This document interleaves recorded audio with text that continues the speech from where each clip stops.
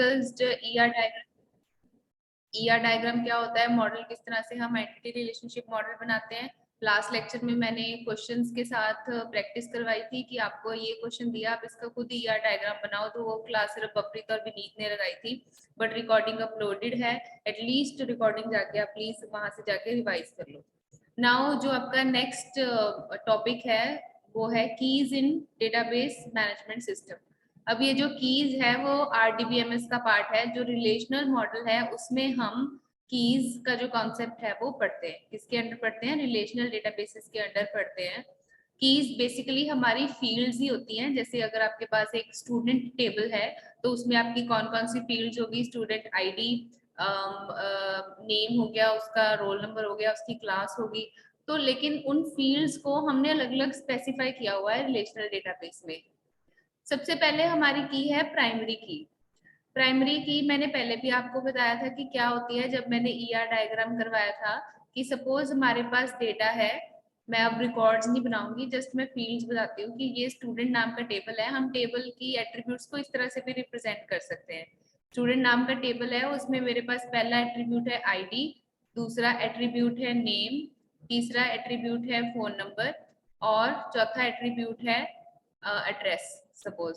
ठीक है, तो उस दिन भी मैंने यही एग्जांपल दी थी कि हमारे स्टूडेंट का नेम जो है वो भी सेम हो सकता है, फोन नंबर भी सेम हो सकता है। सपोज दो ट्विन्स हैं, वो सेम उनके पेरेंट्स हैं, तो पेरेंट का फोन नंबर अगर फीड किया तो दो बच्चों का सेम फोन नंबर भी हो सकता है और दो बच्चों का सेम एड्रेस भी हो सकता है। तो ये तीनों तीनों चीजें जो है हमारी डुप्लीकेट हो सकती है डेटा में। तो अगर सपोज कोई ऐसा इंसान है जिसका नेम, फोन नंबर, एड्रेस या फोन नंबर एड्रेस आपस में मिलता है बच्चों का, तो हम रो को यूनिकली आइडेंटिफाई नहीं कर पाएंगे। अगर मेरे डाटा में 5 राम नाम के बच्चे हैं तो मुझे कौन से वाले राम का डेटा चाहिए मुझे क्लियर नहीं होगा, मेरे पास 5 रिकॉर्ड्स आ जाएंगे। ठीक है ना? तो रोज को यूनिकली आइडेंटिफाई करने के लिए हमारे पास कीज होती हैं, जिसमें से सबसे पहला टाइप है प्राइमरी की। प्राइमरी की वो की होती है जो हमारे डेटाबेस के टेबल को यूनिकली आइडेंटिफाई करती है, जो कभी रिपीट नहीं होती। सो इस केस में हमारी प्राइमरी की कौन सी है? आईडी। तो आईडी एक ऐसी प्राइमरी ऐसी की है जो कभी भी जो है रिपीट नहीं होगी, या इसको आप रोल नंबर बोल दो, कुछ भी बोल दो, ऐसी एक की या ऐसी एक फील्ड जो कभी डुप्लीकेट नहीं होगी, किसी के साथ मिलेगी नहीं और हमारे रो को, हमारे डाटा को यूनिकली आइडेंटिफाई करेगी, उसको हम प्राइमरी की बोलते हैं। ठीक है, लेट्स रीड दिस। तो keys play an important role in relational database. ये जरूर ध्यान रखना, ये रिलेशनल डेटाबेस में ही काम आती है, जहाँ पे हम टेबल्स के साथ डील करते हैं। It is use to uniquely identify any record और row of data from the table. It is use to establish and identify relationships between table. Even tables के बीच में रिलेशनशिप्स डिफाइन करने के लिए भी ये की यूज होती है, वो मैं आगे जाके बताऊंगी कैसे। अब यहाँ पर उन्होंने वही एग्जांपल दी है that in student table ID is used as key because it is unique for each student. In person table, जैसे एक यहाँ पर इन्होंने पर्सन नाम का टेबल बनाया, उसमें उसकी इंफॉर्मेशन डाली है, name, date of birth, passport number, licence number, SSN. अब नेम, डेट ऑफ बर्थ किसी का सेम हो सकता है, लेकिन पासपोर्ट का नंबर, लाइसेंस का नंबर या कोई और जो भी इस तरह के नंबर्स होते हैं वो आपस में सेम नहीं हो सकते। ये एसएसएन का मतलब क्या होता है मुझे नहीं पता। तो ये चीजें सेम नहीं हो सकती हैं। तो ये कीज हैं जिनको हम जो हमारे डेटा को यूनिकली आइडेंटिफाई करते हैं। So we have total 7 types of keys. Data हमारे पास स्पेशल 7 तरह की कीज होती हैं डीबीएमएस में। सबसे पहली प्राइमरी की जो मैंने आपको बताया, if it is the first key used to identify one and only one instance of an entity uniquely। Entity क्या हो गई? हमारा एम्प्लॉय। एम्प्लॉय की आईडी क्या है? एक एम्प्लॉय की एक ही आईडी हो सकती है। ठीक है, इंस्टांस मतलब एक एम्प्लॉय के डाटा की एक ही आईडी हो सकती है जो कि हमारे डाटा को यूनिकली आइडेंटिफाई करेगी। An entity can contain multiple keys as we saw in the person table the key which is most suitable from those list become the primary key. वो कहते हैं वैसे तो पासपोर्ट नंबर भी, licence number भी, ये सब भी तो यूनिकली आइडेंटिफाई कर सकते हैं, लेकिन एडमिनिस्ट्रेटर को जो सबसे ज्यादा सुटेबल लगती है कि इसी को मैं प्राइमरी की बनाऊंगा जो हमेशा यूनिक होगी, तो उसको हम प्राइमरी की बना देते हैं। ठीक है, मोस्टली जो आईडी है हमें, जैसे हर एक की आपका रोल नंबर है, मेरी भी टीचर आईडी है, तो वही मोस्टली प्राइमरी की बनती है। In the employee table ID can be primary key since it is unique for each employee. In the employee table we can even select license number, passport number as primary keys since they are also unique. For each entity the primary key selection is based on requirements and developers. कर तो हम passport number और licence number भी कर सकते हैं, लेकिन ये जो भी डेवलपर है, जो भी एडमिनिस्ट्रेटर है, उसकी मर्जी है कि वो किसको प्राइमरी की मानना चाहता है। ठीक है, प्राइमरी की क्लियर हो गया? हाँ जी। Yes ma'am. Yes ma'am. Okay, उसके बाद हमारा आता है नेक्स्ट कैंडिडेट की। कैंडिडेट की का कंसेप्ट बहुत इजी है। इसी एग्जाम्पल में अगर आपने प्राइमरी की एम्प्लॉय आईडी को मान लिया है, अगर आपने एम्प्लॉय आईडी को जो है प्राइमरी की मान लिया है, तो उसके अलावा बाकी जो भी कीज की कैपेबिलिटी थी प्राइमरी की बनने की, उसको हम कैंडिडेट की नाम दे देते हैं, जैसे कि पासपोर्ट नंबर, लाइसेंस नंबर और एसएसएन। ठीक है, मतलब प्राइमरी की जब हमारे डेवलपर ने चूज कर ली, उसके अलावा और जितनी भी कीज हैं जो यूनिकली आइडेंटिफाई कर सकती हैं रिकॉर्ड को, उसको हम नाम दे देते हैं जी। चलो ये प्राइमरी की तो नहीं बनी, लेकिन हम इसको कैंडिडेट मान लेते हैं कि ये कैंडिडेट थी प्राइमरी की बनने के लिए, तो हम इसको कैंडिडेट की बोलते हैं। ठीक है, अभी के लिए आपको सिर्फ इसका कंसेप्ट समझना है। प्रैक्टिकली जब हम डेटाबेसेस बनाते हैं तब ये कंसेप्ट कैसे यूज होता है, वो हम जब माइस्क्ल इंप्लीमेंट करेंगे तब आपको पता चलेगा। अभी आपको बस ये पता होना चाहिए कि कैंडिडेट की क्या है, प्राइमरी की क्या है, विद एग्जांपल्स आप समझा सको। ठीक है, सो जो कीज प्राइमरी की नहीं बन पाई लेकिन फिर भी उनमें कैपेबिलिटी थी प्राइमरी की बनने की, वो डेटा को यूनिकली आइडेंटिफाई कर सकते थे, यूनिक होते हैं हमेशा, उसको हम कौन सी की बोलते हैं? कैंडिडेट की। ठीक है, बप्रीत रीड करो कैंडिडेट की। A candidate key is an attribute or set of attributes that can uniquely identify a tuple. Except for the primary key, the remaining attributes are considered candidate key. The candidate keys are as strong as the primary key. For example, in the employee table, ID is best suited for the primary key. The rest of the attributes like SSN, passport number, license number, etc. are considered a candidate key. ठीक है, a candidate की is an attribute, एक ऐसा attribute या एक ऐसी field या set of attributes, multiple भी हो सकते हैं एट्रीब्यूट्स, जैसे पासपोर्ट नंबर वगैरह वगैरह, जो सब यूनिकली आइडेंटिफाई कर सकते हैं टपल को। टपल क्या होता है जसकिरण?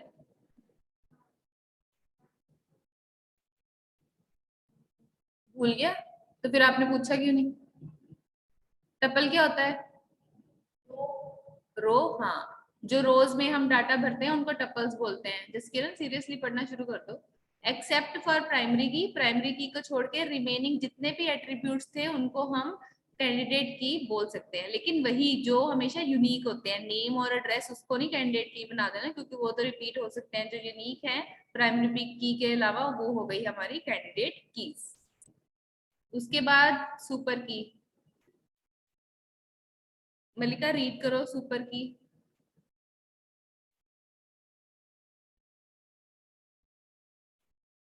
मलिका। Ma'am, एक minute. Super key is an attribute set that can uniquely identify a tuple.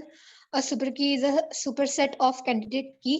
For example, in an above employee table, for employee ID, employee name, the name of the employee can be the same, but the employee ID can't be same. Hence, the combination can also be a key. So super की में हम क्या करते हैं, suppose हमारे पास और कोई option नहीं है, कि हमारे पास passport number, licence number, SSN नहीं है, लेकिन हम कोई की बनाना चाहते हैं प्राइमरी की के अलावा, तो हम क्या करते हैं, प्राइमरी की को किसी और ऐसी चीज के साथ कंबाइन कर देते हैं, उनका सेट बना देते हैं। चाहे नेम हमारा रिपीट हो सकता है, लेकिन एम्प्लॉय आईडी और एम्प्लॉय नेम का अगर हम कॉम्बिनेशन बना देंगे, वो कॉम्बिनेशन तो कभी रिपीट नहीं होगा क्योंकि एम्प्लॉय आईडी हमेशा अलग होगी। यहाँ पर सपोज मैं एक टेबल बनाती हूँ एम्प्लॉय का, यहाँ पर मैंने डाटा लिखा employee ID, employee name and employee phone number. ठीक है, तो एम्प्लॉय आईडी पहली आई उसकी 1, नेम आया अमन, और यहाँ मैंने क्या लिखा था, फोन नंबर आया 8146 समथिंग समथिंग। फिर यहाँ पे आई एम्प्लॉय आईडी और यहाँ पर आया राम और कुछ फोन नंबर, और यहाँ पे आया 3 आईडी और फिर से अमन आ गया। ठीक है, नंबर 4 फिर जसकिरण आ गया। इस तरह से सपोज हमारा एम्प्लॉय का कोई डाटा पड़ा है, अब अमन अमन रिपीट हो रहा है, नेम रिपीट हो सकता है, लेकिन एम्प्लॉय आईडी कभी रिपीट नहीं हो सकती। तो आप 1, अमन, 2, राम, 3, अमन। अब जब आप इनको कंबाइन करते हो और इनका एक सेट बना देते हो, इकट्ठा कर देते हो, फिर तो ये चीज यूनिक ही है ना। 1, अमन तो कभी रिपीट नहीं होगा ना, 3, अमन भी कभी रिपीट नहीं होगा क्योंकि उसमें से एक चीज तो यूनिक ही है। तो जब हम एक यूनिक और एक रिपीटेबल की का सेट बना देते हैं, एट्रीब्यूट्स का सेट बना देते हैं, तो उसको हम क्या बोलते हैं, सुपर की बोलते हैं। ठीक है, जब हम दो चीजों को मिलाकर एक सेट बना देते हैं और उसको एज अ की डिफाइन कर देते हैं कंबाइन करके, उसको हम सुपर की बोलते हैं। क्लियर? मैम फिर ये प्राइमरी की का ही काम करता है ना? हाँ, वही कीज का मेन काम क्या होता है, कीज का मेन काम होता है अपने डाटा को यूनिकली आइडेंटिफाई करना। अब उसको यूनिकली आइडेंटिफाई आप प्राइमरी की के साथ करो, सुपर की के साथ करो, कैंडिडेट की के साथ करो, वो डेवलपर पे डिपेंड करता है, जिसने बनाना है डेटाबेस, जिसने टेबल्स वगैरह बनाने हैं, उसके ऊपर डिपेंड करता है। आपको कीज के ये टाइप्स बता रहे हैं, कीज क्या करती हैं, यूनिकली आइडेंटिफाई करती हैं सारा कुछ, लेकिन कौन कौन सी टाइप्स की कीज हम बना सकते हैं वो यहाँ पर बताया गया है। काम तो सबने यूनिकली आइडेंटिफाई ही करना है, पर किस किस तरीके से हम यूनिकली आइडेंटिफाई कर सकते हैं, वो तरीके हैं डिफरेंट डिफरेंट कीज के। ठीक है, यस मैम। अब उसके बाद आती है हमारे पास फॉरेन की। फॉरेन की को ध्यान से देखो, ये वैसे मैंने पहले भी एक आधी बार जस्ट ऐसे ऊपर ऊपर से डिस्कस किया हुआ है। सपोज हमारे पास 2 टेबल्स हैं, एम्प्लॉय टेबल, ठीक है, और एक हमारे पास टेबल है डिपार्टमेंट टेबल की, जो एम्प्लॉय है वो कौन से टेबल में काम करता है, कौन से डिपार्टमेंट में काम करता है। सो एम्प्लॉय टेबल में मेरे पास एम्प्लॉय आईडी है, नेम है, और यहाँ पर मेरे पास फोन नंबर लिख देते हैं। ठीक है, और डिपार्टमेंट में मेरे पास डिपार्टमेंट आईडी है और डिपार्टमेंट का नेम है। ठीक है, 2 मेरे पास टेबल्स हैं, उनके ये मेरे पास इसमें 3 एट्रीब्यूट्स हैं और इसमें डिपार्टमेंट वाले में 2 एट्रीब्यूट्स हैं। अब यहाँ पर मेरा डाटा पड़ा हुआ है 1 ABC एंड फोन नंबर पड़ा हुआ है 2 XYZ एंड फोन नंबर पड़ा है एंड सो ऑन, मेरे पास यहाँ डाटा पड़ा हुआ है। और यहाँ पे भी डिपार्टमेंट की आईडी पड़ी हुई है मेरे पास A1 B1 C1। ए हमारा सपोज अकाउंट्स का डिपार्टमेंट है, ठीक है, तो यहाँ पर अकाउंट नेम लिखा हुआ है। फिर बी मेरे पास मार्केटिंग का डिपार्टमेंट है, सपोज मार्केटिंग लिख दिया। सी मेरे पास सेल्स का डिपार्टमेंट है, सेल्स लिख दिया। इनको मैं इसके नाम के हिसाब से लिखती हूँ।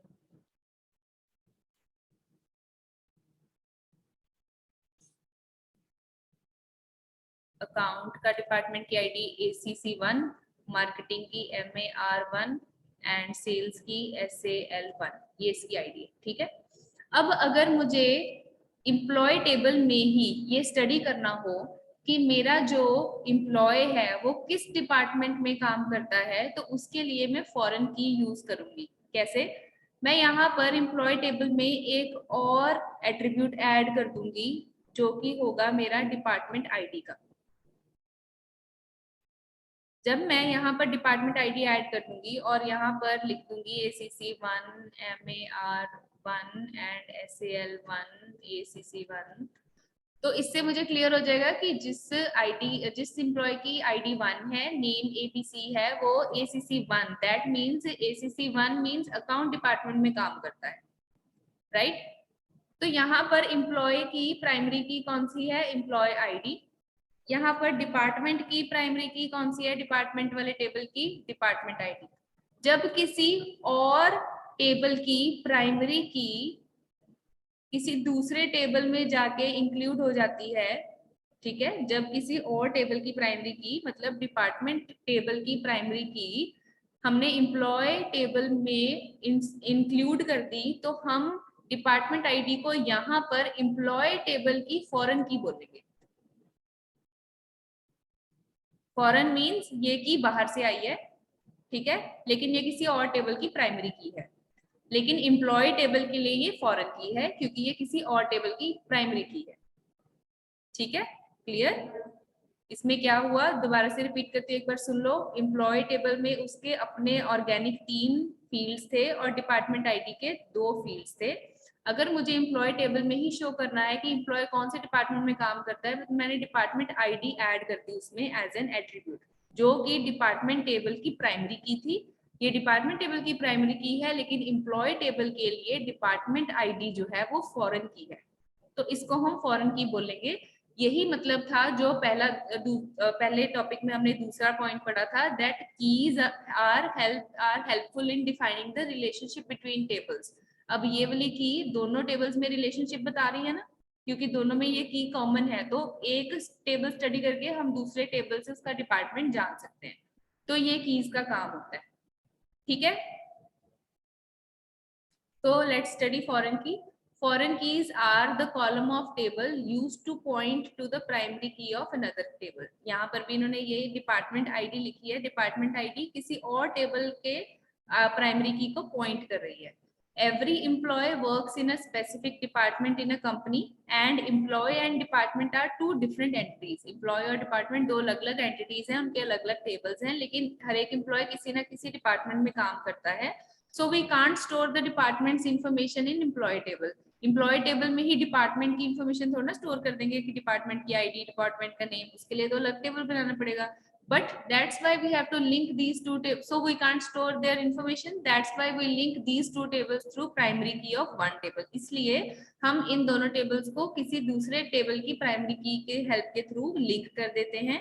We add the primary key of department table, department ID as a new attribute in the employee table। department ID जो department की primary key है उसको हम employee table में add कर देते हैं, और employee table के लिए department ID is the foreign key and both tables are related। तो employee table के लिए वो foreign key हो जाती है और दोनों tables आपस में relationship बना लेते हैं, related हो जाते हैं, linked हो जाते हैं। Clear? पक्का? ये जो ऑनलाइन बैठे हैं वो भी बताओ। Yes, ma'am. ओके, ये नेक्स्ट स्टडी करो। गुनवीर रीड करो alternate keys. There may be one or more attributes or a combination of attributes that uniquely identify each tuple in a relation. These attributes or combinations of the attributes are called candidate keys.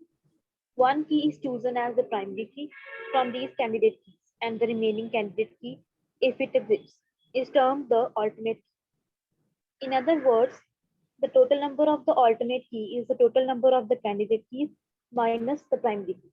The alternate key may or may not exist. If there is only one candidate key in a relation, it does not have an alternate key. For example, employee relation has employee ID and PAN number that act as a candidate key. In relation, employee ID is chosen as the primary key, so the other candidate key, PAN number, acts as the alternate key. देखो, जो alternate की है वो क्या होती है, primary की या अल्टरनेट सॉरी जो कैंडिडेट की, ओ सॉरी हमने इससे पहले कैंडिडेट की पढ़ी। कैंडिडेट की क्या थी कि प्राइमरी की को छोड़ के बाकी जो कैंडिडेट्स हो सकते हैं, यूनिकली आइडेंटिफाई कर सकते हैं डेटा को, उसको हम कैंडिडेट की बोलते हैं। ठीक है, अब वो सभी कीज का आप टोटल कर दो, उसमें से जो कीज हमारी प्राइमरी कीज नहीं बन पाई, ठीक है, और जो हमारी प्राइमरी बन गई, जो नहीं बन पाई हम उसको क्या बोलते हैं, ऑल्टरनेट कीज बोलते हैं। ठीक है, जो हमारी कीज प्राइमरी कीज नहीं बन पाई उसको हम ऑल्टरनेट कीज बोलते हैं, जिसका हम प्राइमरी की के साथ कॉम्बिनेशन बना के कैंडिडेट की या सुपर की बना सकते हैं। ठीक है, इसको हम किसी और उससे भी पढ़ लेते हैं। देखो इन्होंने यहाँ बड़ा मिक्स सा करके दिया हुआ है।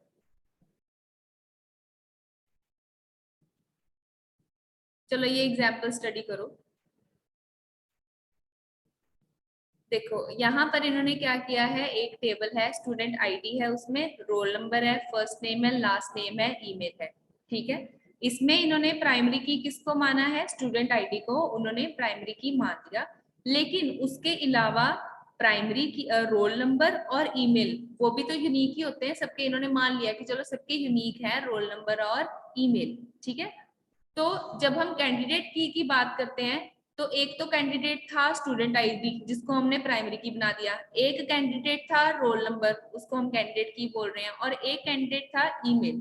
ठीक है, अब इन तीनों कैंडिडेट्स में से प्राइमरी की तो हमारी स्टूडेंट आईडी बन गई, लेकिन उसके अलावा जो रोल नंबर है और जो ईमेल है उसको हम ऑल्टरनेट की बोल देते हैं। ठीक है, उन कैंडिडेट कीज में से जो प्राइमरी की नहीं बनी उसको हम कौन सा क्या बोल देते हैं, ऑल्टरनेट कीज बोल देते हैं। ठीक है, इसको एज ए थ्योरेटिकल कंसेप्ट याद कर लेना, इतना बस एग्जाम्पल के साथ, इतना ज्यादा डीप में जाने की जरूरत नहीं है। मोस्टली आपकी प्राइमरी की और सुपर की जो है वो यूज होती है और फॉरेन की यूज होती है जब हम प्रैक्टिकल में MySQL इंप्लीमेंट करते हैं। ठीक है, अब ये जो कॉम्पोजिट की है ये सुपर की के जैसी होती है। When a primary key consists of more than one attribute, it is known as composite key. जब हम 2 या 3 या 4 कीज का इकट्ठा कॉम्बिनेशन बना के उसको एज अ की डिफाइन करते हैं तो हम उसको कॉम्पोजिट की या कंकैटिनेटेड की भी बोल देते हैं। सेम ही चीज है ऑलमोस्ट।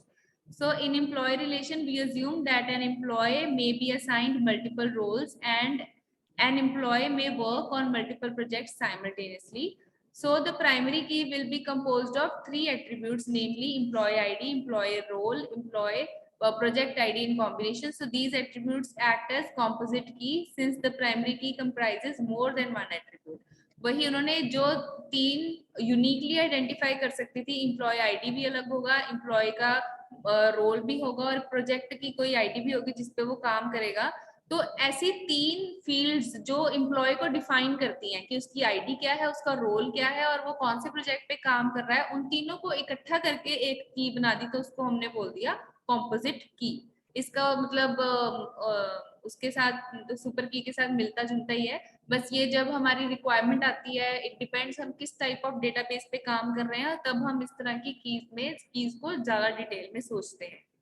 ठीक है, नेक्स्ट रीड करो खुशी। The key created using arbitrarily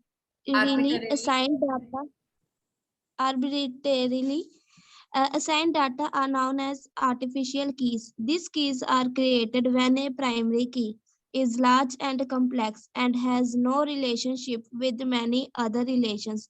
The data values of the artificial keys are usually numbered in a serial order. For example, the primary key, which is composed of employer ID, employer role, and project ID, is large in employee relations. So, it would be better to add a new virtual attribute to identify each tuple in the relation uniquely. वो कह रहे हैं कि जब सभी keys हाथ हमारे खड़े कर दें, सभी कीज हमारे लिए कॉम्प्लेक्स हो जाएं हैंडल करने के लिए, तो सिंपली हमने क्या करना है, रोज को नंबर दे देने हैं। मानो आपके 100 रोज हैं तो हर एक रो को नंबर दे दो 1 2 3 4 5 6 7 8 9 10। तो जब आप रो को नंबर दे दोगे हमेशा ऑब्वियसली वो यूनिक ही होगा, सीरीज वाइज हर एक टेबल में आपके जितने भी रोज हैं उसको एक नंबर दे दो, रो आईडी दे दो, रो आईडी तो हमेशा यूनिक ही होगी ना। ठीक है ना, तो हम उसको आर्टिफिशियल की बोलते हैं जब हमारे पास, हम इसको वर्चुअली असाइन करते हैं। ऑब्वियसली हम अगर अपने दिमाग में सोचे 100 रोज तो हर एक रो को एक सीरीज वाइज आईडी दे देंगे और उस रो में जो डाटा पड़ेगा उसको वो रो आईडी मिल जाएगी। ठीक है, तो जब हमारी प्राइमरी की बहुत ज्यादा कॉम्प्लेक्स और बड़ी हो जाती है तो हम सिंपली क्या करते हैं कि उस रो के नंबर को ही उसकी आईडी मान लेते हैं। ठीक है, तो उसको सीरीज वाइज हम डिफाइन कर देते हैं, उसको हम आर्टिफिशियल की बोलते हैं। क्लियर? जैसे आपने टेबल बनाया, मानो 100 रोज का टेबल बनाया या 10 रोज का टेबल बनाया, उसमें 10 का आपने डाटा डाला, अब उसमें से कोई भी प्राइमरी की या कॉम्पोजिट की आपको लग रहा है कि बहुत कॉम्प्लेक्स है, ठीक है, बनानी बहुत कॉम्प्लेक्स है और इससे मेरा जो डेटा है वो संभालना मुझे मुश्किल हो जाएगा। तो हम क्या करते हैं, जितने रोज हैं, जैसे आपके टेबल में जितने रोज हैं उसको ही नंबर दे दो, रो आईडी बना दो उसकी। अब पहला रो है तो उसकी रो आईडी 1, दूसरा रो है उसकी रो आईडी 2, बस वो सीरीज वाइज 10 तक आपकी वो आईडीज बन जाएगी। रो आईडी ऐड कर दो, तो उसको हम आर्टिफिशियल की बोलते हैं, जब हम रो आईडी ऐड कर देते हैं। जैसे यहाँ पर मैंने ये टेबल बनाया है और मुझे कॉम्प्लेक्स लग रहा है इस टेबल को संभालना, तो मैं यहाँ पर रो आईडी ऐड कर दूंगी। एम्प्लॉय आईडी सपोज यहाँ पे E1, E2, E3 थी, तो मैं यहाँ पे रो आईडी ऐड कर दूंगी। ये कौन सा रो है, ये पहला रो है 1, ये दूसरा रो है 2, ये तीसरा रो है 3, आगे चौथा रो होगा 4। तो ये ऑब्वियसली सीरीज वाइज चलती जाएगी तो यूनिक ही होगी, तो इसको हम आर्टिफिशियल की बोलते हैं। ठीक है, क्लियर, पक्का? Yes, ma'am. जो मैं पढ़ाती होती हूँ उसको एक बार रिवाइज कर लिया करो, तभी थोड़ा दिमाग में छप जाएगा। अदरवाइज जब आप आगे जाके पढ़ना इकट्ठा शुरू करोगे भूल जाएगा सारा कुछ, ट्रस्ट में।